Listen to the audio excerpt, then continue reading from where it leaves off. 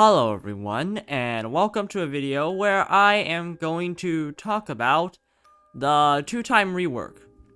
Interestingly enough, despite being one of the most hyped updates, this update's reception was rather mixed, mainly because quite a large number of people argue that two-time is blatantly overpowered, and just ruins the fun of the game for the killer.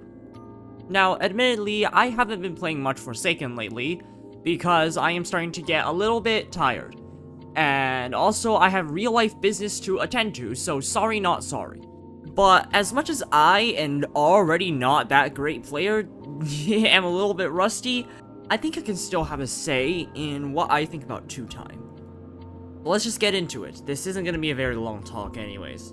The rework two-time has 3 moves: Dagger, Crouch, and Ritual.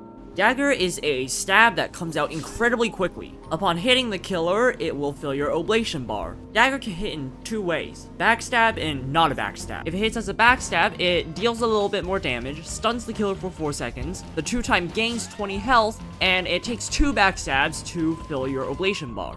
If it doesn't hit as a backstab, the killer is inflicted with slowness 2 and helpless for 2 seconds, two-time gains 10 HP, and it takes 3 of these stabs for two-time to fill their oblation bar. Crouch gives two-time a rather vile 15 seconds of undetectability and also invisibility 3. On top of this, if two-time uses their dagger while crouching, instead of doing a quick stab, two-time will have a slightly more noticeable windup. However, two-time will lunge forward a rather significant distance with their dagger. Also, the tooltip on daggers says that using the dagger while crouching makes it come out faster.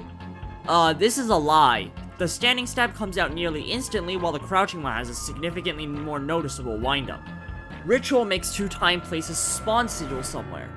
If two-time meets the requirements to activate second life, they will teleport there upon reaching their second life. If you die on your first life, you will need a full oblation bar to respawn. Upon respawning, you will have 40 HP, 6 seconds of speed 2, and 12 seconds of weakness 5. However, if you are the last survivor, you will always respawn at the spawn sigil, no matter if you have a full oblation bar or not.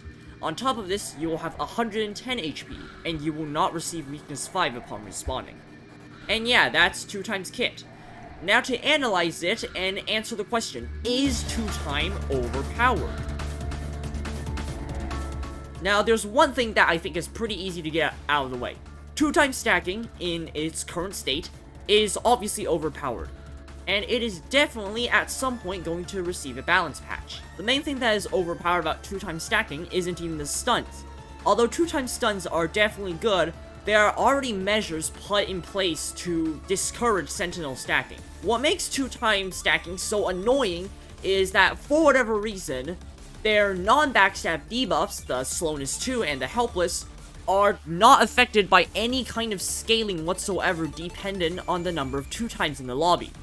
So what this means is that if there is a lobby with 8 two-times, it is theoretically possible to keep the killer under slowness and helpless effects for 16 seconds.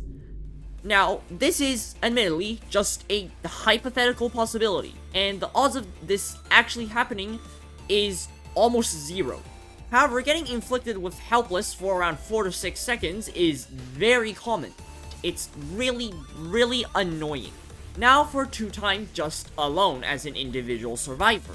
Two-time as of right now, I'd say is a little bit overtuned, but it is really not as bad as people make it out to be. I think what a lot of people don't get about two-time right now is that they're now a pretty high priority target, since two-time second life can be pretty annoying to deal with.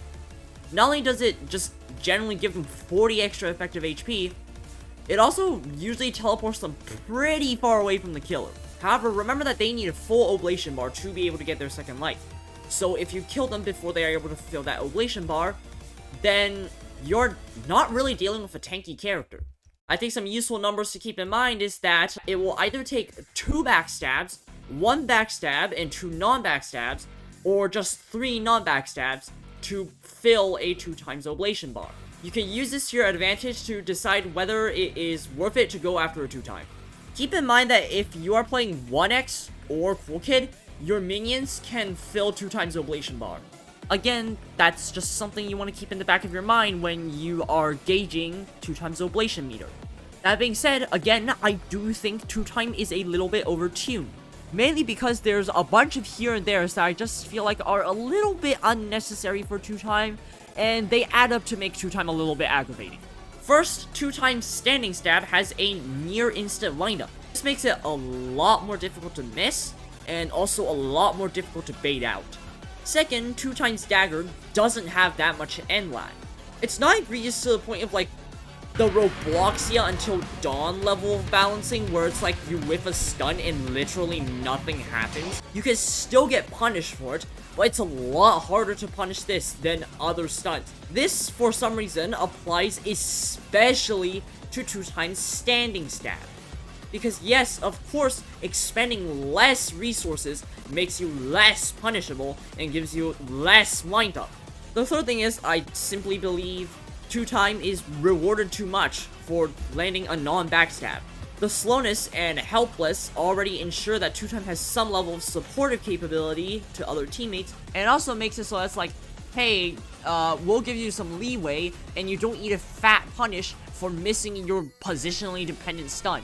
I'm fine with the backstabs having big Oblation reward and big lifesteal, because that's 2 times big positionally dependent stun, so it makes sense for 2 time to be greatly rewarded for landing it. But again, I don't think it makes sense that 2 time can still get pretty decent reward out of a front stab, to the point where they don't really need to go for a backstab. And my final little pet peeve of 2 time is that they don't have to earn their second life if they are the last person standing. They just simply get it. Again, I don't think it's as bad as a lot of the community members make it sound. 2 time is not that absurdly overpowered. You just need spatial awareness, and you need to get used to the fact that 2 time is a sentinel now. But yes, I still do think that 2 time needs a little bit of nerfs. Like for the factors I just said, maybe just tune out one of them, and I think I'd be pretty happy with how 2 time is. It's not one specific factor that makes 2 time, in my opinion, overtuned. It's all the aforementioned factors, all put together, that slightly ticks me off. Overall, though, I think the 2 time rework is a really positive change for the game. And it's a real big shame that people are like, oh my god, this one character is a bit overtuned, and now we're gonna call it, like, super overpowered, and it's, like, ruining the game. And it's like, oh my god, this game is ruined, guys. This game is ruined because they made a character actually fun, but a little bit overtuned. Oh no! Alright, that's the end of my incoherent ramble. Make sure to subscribe, watch other content, do stuff. And, now you guys get to argue in the comments. Bye-bye!